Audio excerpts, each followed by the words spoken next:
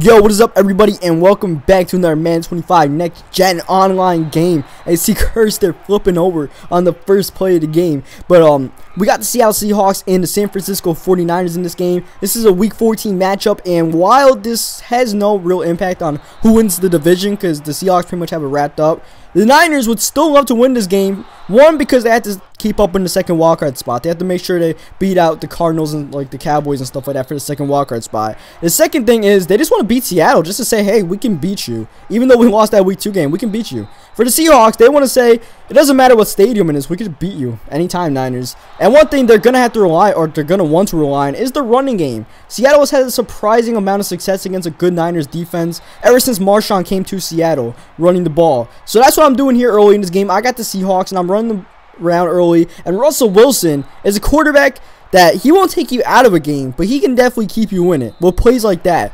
Unfortunately, that was only 1 foot inbounds by Harvin, so my opponent smartly challenges it, gets me the 3rd down and 10, and then gets me to turn the ball over here. A was my main read, and A got wide open, but I don't know why the hell I threw it to B there, and I ended up throwing the interception. This is a subscriber game, and I don't think I played. Yeah, this is like the first subscriber game I posted. It's for next gen because not many people have the Xbox One. It's a new system and all.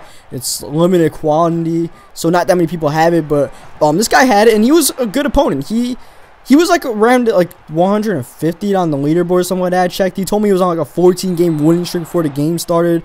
So I was like, okay, this will be a good matchup. He grabbed the Niners, and I was like, all right, let me grab Seahawks. It'll be the NFL matchup. Should be fun. And early on, didn't look too good for me. I threw the interception there in the red zone, but Richard Sherman comes through and gets the interception right back. He thought he had the deep throw, but that is one of the things about the Seahawks. Seahawks and Niners both have their own advantages, and one of the Seahawks' advantages is definitely their length in the secondary. Between Chancellor and Sherman and Browner, even though Browner, I don't have Browner in this game since he's suspended, or just hurt right now, not suspended.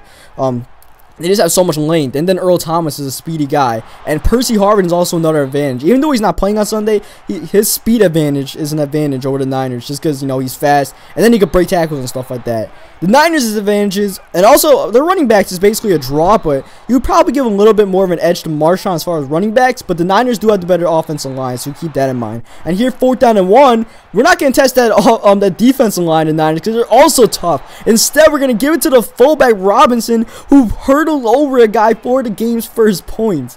Okay, that's cool. But yeah, the Niners had their own advantages. They're probably the easily better linebacker set between Willis and Bowman and then Alden Smith and all them. They had the better linebacker set, even though Seattle's also good in that. And they also had the better D-line and O-line. Vernon Davis wins the tight end matchup. And the receivers are probably a draw. I don't know. You just rate that whatever preference you play by. That'll be whatever you think the receivers are between those two teams. But anyways, right now, second quarter, he hasn't scored a single point, so I feel good about that because I told you he was a good player and stuff. So I was like, all right, we're doing good so far. We're playing some good defense, but he is starting to slowly move the ball. Not giving him anything deep, but we're going to force him to just try to make plays that were cap. And right now, not working out too good. Second down, try to come back to the run here. We got the run stuffed up with Bobby Wagner, bringing up 3rd down and 7. Big time to convert, and he ends up throwing an interception instead to Cam Chancellor. I try to lateral that one back, or else I probably got a better return. But still, big time interception there by Chancellor. Next play, we come out with the flea flicker, but he comes up with the interception. I don't know if he anticipated the flea flicker or he just made a good play in the ball. But either way, well, he did make a good play in the ball. It was just that was like a design thing for him to, even if it was a running play, he was going to run back. I don't know. But he made a good play. He got the interception, and now he brought himself back in here. He got himself good field position. Best field position he's had all day, thanks to that interception. And he gets a touchdown here. For the second time, I don't know why the hell my people kept on going offsides in this game. But that's the second time. And both times, it was pretty much null and void. Because that time, Crabtree beat the press there. Only time I pressed the whole game. Once again, someone beats the press whenever I press. I don't know why. And he gets the touchdown, and he ties the game, which kind of sucks. I feel like we've had him in a box defensively. I just turned the ball over twice, and that's been my Achilles heel. And against a good opponent, you can only, give the ball away so many times. And here, first down, I ended up taking a sack here. Bowman just sniffed me out there and got a sack. But next play, going deep to Percy Harvin. Carlos Rogers almost came in there, but my dude Russell Wilson put it on point. Unfortunately, the screen doesn't work there. Bowman once again. Bowman was all over the field, making tackles. And because of that, now it's 3rd down and long. But once again, we convert. This time to Heat Miller going flying there, but he does get the first down. We're in the 2 2-minute drill right now, trying to get a touchdown, trying to roll out here Russell Wilson, trying to make a play, looking downfield, but we just got to throw it away because pressure's coming, and even if I do throw, it's probably going to be intercepted. It's not going to be good. So I just, lift the play yard down and give it to Marshawn. Like I said, we're going to want to run the ball. Marshawn here. We're not going to back down against this Niners defense. And then we're going to come out with the play action. Because once he's, getting beat by the run, he's going to try to run commit and stuff like that. And do anything he can to stop it. Try to bring extra people. And that's when the play action game is lethal. And Percy Harvin gets wide open there for the touchdown.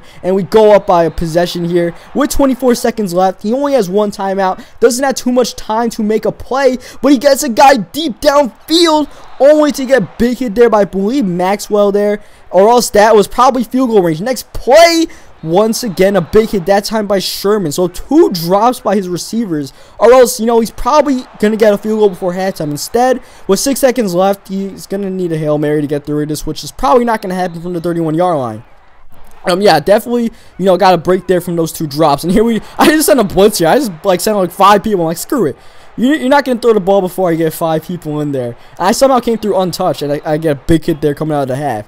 So, I mean, even though we have been playing dominant, and we're only up by 7, I don't know how to feel about this right now. We're just going to play it by ear, Right now we're up, and we're just going to play to protect our lead. And hopefully, the Seattle Seahawks defense can help aid me. Along with the sugar buff that's been pretty damn good in this next gen. Hopefully that combined can help us lock him up on defense once more. But so far, not that good. There, he kind of screwed up. He easily had a first down, if not more, if he didn't do a stop and pop there with Frank Gore. Instead, it's 2nd down and 2, and now 3rd down and inches after Cap has to slide down before getting the move the chains. But he does get the first down after all that to Frank Gore, after all the unnecessary drama. And then next play, Frank Gore takes a big hit there, and then Frank Gore takes a big hit again, and we get the fumble recovery, and that's the thing I was talking about.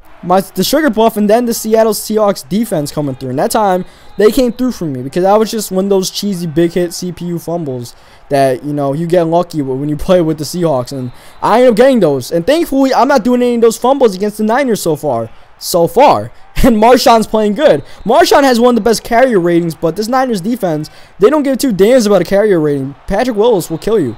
He will legit kill you on the field. So, that damn Navarro Bowman. And look at this. Boom. Dante Hittner. He's laying the hits. But unfortunately for him, I end up getting the recovery. And then next play, even though Bowman sheds like 2 blocks there, he cannot make the play on Marshawn, who shows resilience there and gets the touchdown. And we definitely dodged some breaks there. Because there's 2 things that, could have changed the course of this game. One was just 2 drops before halftime, because that could have probably gave him 3 points. And then definitely the 2 fumbles that I recovered, both of them. That's a big reason why the score is 21-7 right now. I'm not going to, back down from that. And we need to stop going off sides. Why does that keep on happening? I'm not putting people down there. I don't know how to keep on going off sides. And now it's first down and 5 instead of 2nd down and 10. He did a smart thing there and took a deep shot, because even if Richard Sherman did intercept it, it was going to be 1st down and 5 either way. And now, he just has to forget about the fumbles and just try to work his way downfield, because he was slowly moving downfield before the Frank Gore fumble. And now he's getting downfield here with Kaepernick. And for me, I'm happy he's only scored 7 points. And those 7 points came off of that 1 turnover from the flea flicker. We got good field position. And there, I believe Bruce Irvin, I'm not sure, somebody came through, got a sack, and then we get back-to-back sacks. And now it's 3rd down and impossible. And even though he gets like 13 yards here, it's still 4th down and impossible. And we're going to bring the pressure here on 4th down. And the pressure comes through before he can make a throw that can move the chains. He could throw it there, but he wouldn't get a throw that would move the chains. And that's why I sent 5 guys there. The Seahawks pass rush is able to come through. And now we're in domination mode right now. I mean, granted, like I mentioned, the 2 fumbles that went our way, we are in domination mode either way. To the fact that, he's just stuck right now. He's stuck. He can't do anything on offense right now. And I'm proud of that, man. I'm proud of that. Anytime your defense locks it down, I feel more proud when my defense locks it down than when my offense locks it down. Because, I don't know, it's just easy to play offense, and defense is hard to play. So when you hold somebody to like 7 points into the 4th quarter, you feel happy about that. And you also feel happy when Richard Sherman's on your team, because that's a big advantage. His height is just so valuable to where he can ball hawk and get interceptions. That time he didn't really need his height. And that was just more of his awareness and stuff like that, more than anything else. But just Richard Sherman on your team, you gotta love him. He has his 2nd interception today, and now we're just in, like I said, now we're in pure domination mode. We were in domination mode just now. Now we're just at him just wanting to hit the mercy button right now. He just needs this game to end, just so we could play a new game, a fresh new game, get a fresh new start. Just get the hell out of this game. Stop playing with Cookie Boy here. You know, he just needs to get out of this cage here. And right now, that's what we got him in. We just got him in a cage, and he couldn't get the fumble there from Patrick Willis. And he's calling his timeouts here. I wasn't really clocking, but he does call his timeouts anyways. And see, I think I even run like hurry up here and a play for the 2-minute warning here on 3rd down 10. But I definitely didn't need to, and we don't get the first down. We could have gone for it on 4th down. And I was thinking about it, but I was just like, you know what? I'm up 27-7. Defense is playing good. Kick the field goal. Make them drive 80 yards for a touchdown. Just screw it. And there, Frank Gore makes a tough catch. His receivers couldn't make the tough catches earlier, but Gore's able to make that one. And, you know, we're just waiting for another interception here. That's all I'm waiting on. Here he goes deep, and he almost gets that completion, but Cam Chancellor was right on Manningham's neck. And then 3rd down and 10, he almost throws an interception there, bringing up 4th down, and it's just, you know, a blowout. And here, 4th down, I'm just like, I'm bringing pressure here because I don't bring pressure often, but I figure if I did it once or twice a game, it would throw them off guard, and it did. And one thing about these subscriber games is that's what I gotta do. I gotta throw people off guard. I can't exactly do my favorite stuff because people might know my favorite stuff. I can't take that chance to where if I throw a hot read, they might be on it like a flea flicker and get intercepted. And look at Marshawn. He doesn't care if it's a blow. He's still dancing. I'm not getting big hit. I'm scoring a touchdown instead. I want to look pretty. I don't want to be all messy after this game. Marshawn just says, no, I'll take this, guys. And Richard Sherman says, I'll take this.